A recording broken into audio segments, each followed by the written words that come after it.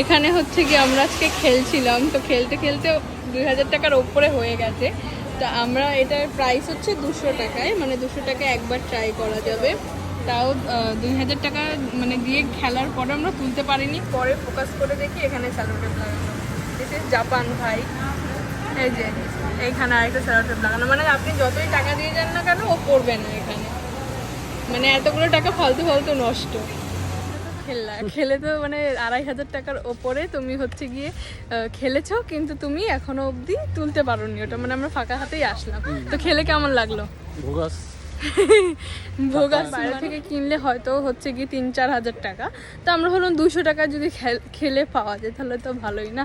কিন্তু হচ্ছে কি লাস্টে যখন দেখলাম যে 2500 টাকার ওপরে চলে গেছে, তখন ভাবলাম যে না, এটা ওই প্রাইসে গিয়ে হয়তো পড়বে। তারপর নিচে স্যালোটেপ লাগানো ছিল, তো বোঝাই গেল যে ফালতু। প্রচণ্ড এই টাকা যদি আমরা রেস্টুরেন্টে খেতাম দুজনে মিলে, মানে হয়ে যেত, ভালো কিছু খাবার হয়ে যেত, বা কাউকে যদি দিয়ে দিতাম।